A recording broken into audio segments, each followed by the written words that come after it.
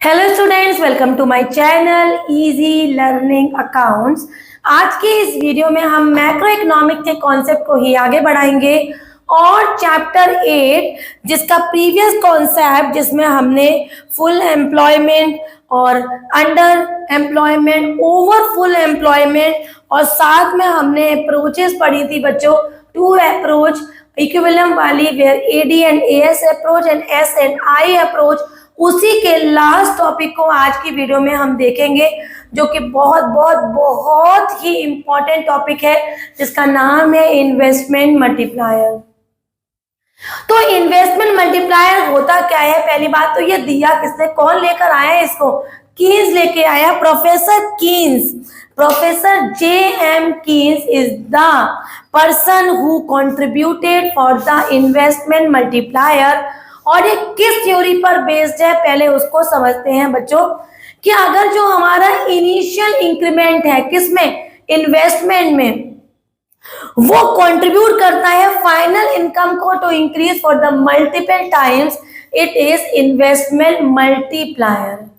तो अगर इंग्लिश में इसको डिफाइन किया जाएगा तो investment multiplier is the relationship between the change in income with the change in investment, that is बच्चों K इससे दिखाते हैं, इन्वेस्टमेंट मल्टीप्लाई K से दिखाते हैं, and K is equal to delta Y upon delta I।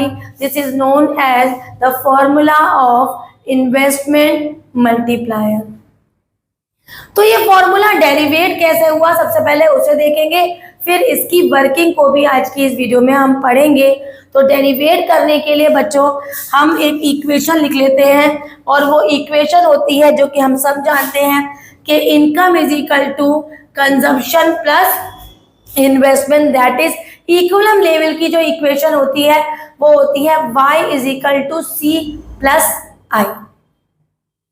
तो अगर हम इस पूरी इक्वेशन को बच्चों डेल्टा से मल्टीप्लाई करेंगे तो हम कह सकते हैं delta y is equal to delta C plus delta I. Clear है बच्चों, एक ही बात है। नाउ अब इस पूरी इक्वेशन को अगर हम डेल्टा y से डिवाइड करेंगे तो फॉर्मूला बनेगा delta y upon delta y, delta C upon delta y plus delta I upon delta y। तो delta y upon delta y 1 हो गया, delta c upon delta y is MPC plus delta y upon delta i। अभी मैंने आपको k के बारे में बताया था, k is equal to delta y upon delta i because it is a relationship between the change in income with the change in investment. मतलब अगर हम इंक्रीमेंट करते हैं इन्वेस्टमेंट में तो इनकम का इफेक्ट दिखाता है हमारा इन्वेस्टमेंट मल्टीप्लायर। तो अगर y अपॉन आई इसका फॉर्मूला है तो अगर इसको रेसिप्रोकेट है तो ये 1 अपॉन के हो जाएगा बेटा, 1 अपॉन के हो गया। और अगर हम अपने k को इधर लेकर आते हैं तो k 1 minus M P C is equal to 1 upon K. और फाइनली हम कह सकते हैं कि k is equal to 1 upon 1 minus M P सी।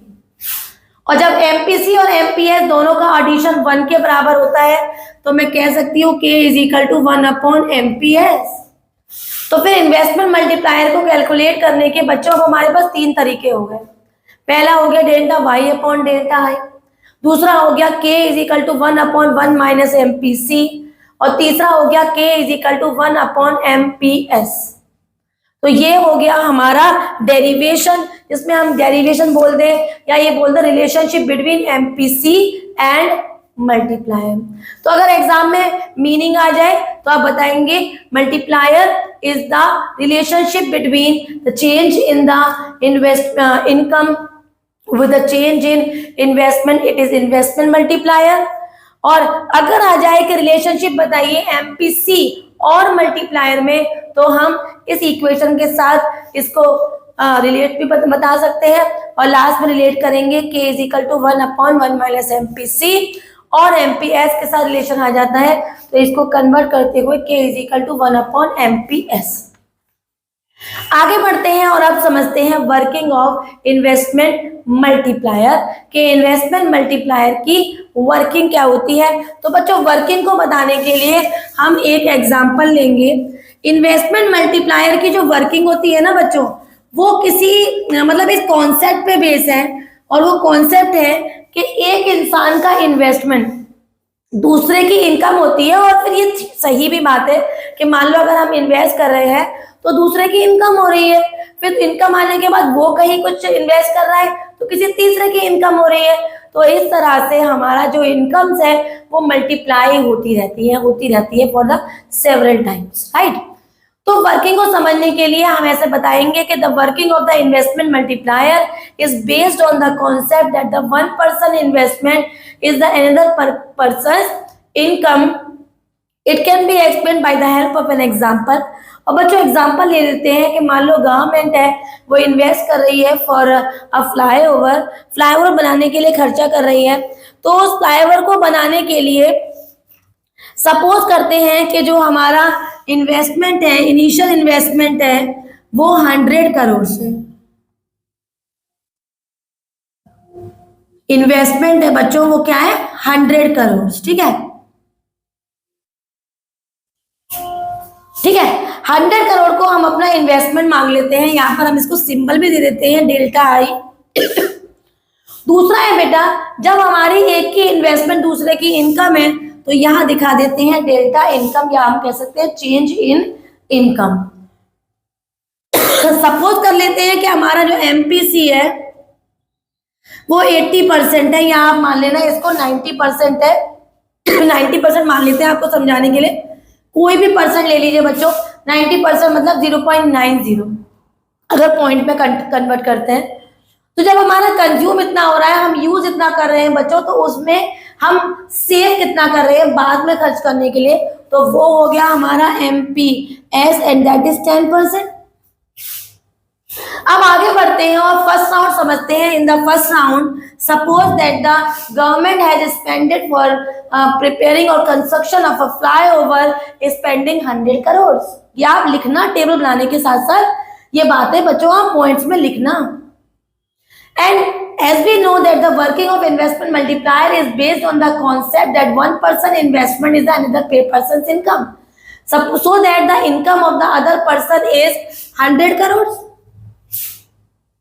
अब फ्लाईओवर बनाने के लिए जो बेटा 100 करोड़ का पैसा आया है वो एक बार में तो सारा खर्चा हो नहीं जाएगा, सारा पैसा तो नहीं खर्च हो जाएगा। तो कुछ सामानों कुछ पैसों से हमने सामान खरीद लिया, मटेरियल खरीद लिया, तो खरीदा तो उसको पैसा देना पड़ेगा। तो अगर हम सेव कर रहे हैं 10%, तो हमने कितना खर्च कर दिया, 90 करोड़ हमने खर्च कर दिया, और 10 करोड़ हो गई बेटा हमारी सेविंग के। इतना पैसा हम बाद में खर्च करेंगे क्योंकि ये फ्लाईओवर बनाने में तो धीरे धीरे खर्चा होगा। अब सेम प्रोसेस फॉलो करेंगे सेकेंड राउंड में कि एक पर्सन ने जब आपने कंज्यूम किया तो दूसरे पर्सन की ये सेम क्या हो गई, इनकम। भाई मान लो मुझे कंज्यूम करने के लिए मैगी लेनी है फॉर एग्जांपल, तो मैंने अगर 40 रुपीज मैगी के लिए खर्च किए तो दूसरे की तो ये इनकम हो गई ना। तो उस परचेजर से जिससे मैंने सामान लिया है उसके पास मैगी के इतने रुपए आ गए, तो इनकम फिर से सेकेंड राउंड में हो गई बेटा 90 करोड़। सेम कॉन्सेप्ट फॉलो करेंगे, और वो कॉन्सेप्ट क्या होगा कि हमने कंज्यूम करने के लिए मान लो 90% रखा, तो 9 रुपीज हमारे सेव हो गए, और यहाँ आ गए बेटा हमारे 81 कंजप्शन के। थर्ड राउंड फिर से आ जाता है कि भाई आपने यहाँ पर कंज्यूम किया तो फिर दोबारा से दूसरे पर्सन की इनकम हो गई, because it is based on the theory that one person investment is another persons income. तो 81 अगर यहाँ पर हमारा इनकम हो गई थर्ड राउंड में, तो फिर सेविंग्स हो गई बच्चों 10% के अकॉर्डिंग 8.1, और हमारा इनिशियली किसी दूसरे का जो कंजप्शन हो गया या हमारा कंजप्शन हो गया, दूसरे की इनकम हो गई, वो हो गई बच्चों 72.90। और इस राउंड का अगर हम एक और राउंड ले लेते हैं फोर्थ, तो यहाँ आ जाएगा 72.90। Again same concept that one persons in consumption is the another persons income. हमने इन्वेस्ट किया, कंज्यूम करने के लिए खर्च करा, तो दूसरे की वो इनकम हो गई। अगेन हमने यहाँ पर 10% सेव किया, दैट इज 7.29। तो हमारी कंजप्शन कितनी हुई 65.61। यहाँ तक के पॉइंट को मैं एक बार और रिपीट कर देती हूँ, आप लोग बोर्ड पे देखिएगा, मैं रीड करती हूँ, ठीक है। The working of multiplier is based on the fact that the one person's investment is the another person's income. Let us explain with the help of an example given below. Suppose the additional investment is 100 crore to make and the construction of a flyover. This extra investment will generate the income of 100 crore for the another person. If the MPC is 0.90 या फिर 90%, then the income is spent is 90%, that is 90 crore for consumption expenditure and the rest income is saved. This will increase the income by 90 crores and in the second round again if the 10% is saving, then the 9 is the saving MPS and the consumption is 81 crores. This multiplier process, ये जो पूरा process है, will go on and the consumption expenditure in every round will 0.90 times and the saving is 0.10 times. The multiplier process is shown in the table. इस तरह से लिखेंगे, it is shown in the table. Thus an initial investment is 100 crore lead to the total increase of the income is 1000 crores. ये कैसे हो गया कि 1000 करोड़ हमारी इनकम जनरेट हो गई? इसका आंसर आएगा बेटा ऐसे, K is equal to 1/1 minus MPC is equal to 1/1 minus 0.90, क्योंकि MPC हमारा 90% है, is equal to 0.10 is equal to 20 is equal to 10 times. तो ये राउंड कब तक चलेंगे बच्चों? जब तक हमारे पास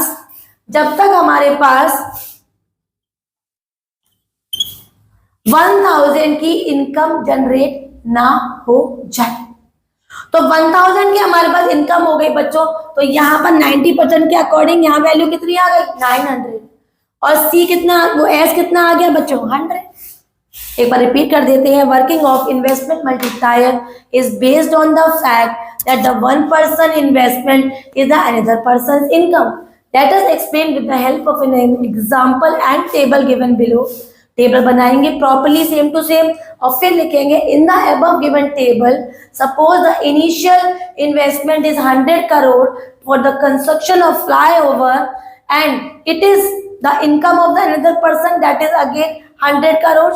Suppose the consumption expenditure for making the flyover is 0.90 or we can say 90%, that is 90 crore is used for the work and the remaining amount is saved. Suppose this 90 consumption we have done, it is now the income of the another person and thus the rounds goes on till के बाद क्या लिखेंगे? Till the income of total income is 1000, that is करके लिखना K is equal to 1/1 minus MPC और यहाँ पर 10 times जैसे आप निकालोगे, जो भी आंसर निकालोगे उसका मल्टीप्लाई करेंगे तो यहाँ पर हमारी टोटल वैल्यू निकल के आएगी इनकम की बेटा. फिर 90% के अकॉर्डिंग यहाँ और सेविंग्स में 10% के अकॉर्डिंग यहाँ. और this is the working of the investment multiplier. Proper तरीके से एज इट इज बना देना, एज इट इज फ्लाईओवर का एग्जांपल बता देना. अगर MPC और K में रिलेशन आए तो ऐसे कर देना बच्चों और डेफिनेशन तो आपको तैयार हो ही गई. तो यहाँ पर हमारा ये चैप्टर बिल्कुल ही फिनिश हो गया. यहाँ पर हमने काफी इंपॉर्टेंट चीजें पढ़ी इस चैप्टर में. दो चीजें बिल्कुल भी इस चैप्टर से नहीं इग्नोर करना, एक है इन्वेस्टमेंट मल्टीप्लायर और उसकी वर्किंग, और दूसरा ये जो 3 पॉइंट्स आपने पढ़े थे प्रीवियस वीडियो में, full employment, over full employment and under employment, ये बहुत इंपॉर्टेंट है. ऐसा नहीं है कि अप्रोचेस इंपॉर्टेंट नहीं है, लेकिन ये बहुत इंपॉर्टेंट है. तो यहाँ पर हमारा 8th चैप्टर भी फिनिश हो गया. जितने भी न्यूमेरिकल आपको मल्टीप्लायर के दिखेंगे, आपको मैं श्योरिटी दिला रही हूँ बच्चों, 3 फॉर्मूले में घूमेंगे आपके ये फॉर्मूला, 3 फॉर्मूले में घूमेगा आपका सारा आंसर. 3 फॉर्मूले कौन से? K is equal to 1/1 minus MPC और वी कैन से 1/MPS. एक और बेटा K is equal to delta Y upon delta I. इनमें आपके सारे बैक क्वेश्चंस होते चले जाएंगे. मुझे एक भी ऐसा कॉन्सेप्ट नहीं दिख रहा बेटा जो मैं कहूँ कि अलग से बच्चे को करा दिया जाए, और वो हमारा कॉन्सेप्ट ना कर पाए, it is can't be possible. एक चीज और आपको याद दिला दूं मैं, न्यूमेरिकल के टाइम पर आपको जब भी बच्चों इक्विलिब्रियम लेवल दिखेगा तो आप इसी इक्वेशन से क्वेश्चन शुरू करिएगा, y is equal to C plus I. Please बच्चों इसी से ही शुरू करिएगा। और ब्रेक इवन पॉइंट देखे तो y इज इक्वल टू सी से बनाइएगा, इसमें c को कंजम्पशन फंक्शन से रिप्लेस कर देना पूरी इक्वेशन से, और बच्चों यहाँ पर भी कंजम्पशन फंक्शन की जगह पर c की जगह पर y लगा देना। एक भी आंसर ऐसा नहीं है जो आप न्यूमेरिकली ना कर पाए, और एक न्यूमेरिकल 3 मार्क्स में आपको नजर आना है। तो नेक्स्ट वीडियो में हम लोग अपना चैप्टर नंबर 9 स्टार्ट करेंगे, जिसका नाम है हमारा excess demand and deficit demand. ये भी अच्छा चैप्टर है और इसमें से भी हमारे मनी सप्लाई वाला कॉन्सेप्ट पूछा जाता है, तो हम उसको डिस्कस करेंगे।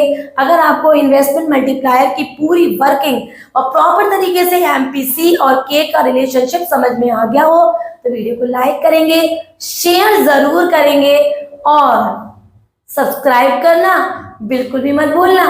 Thank you.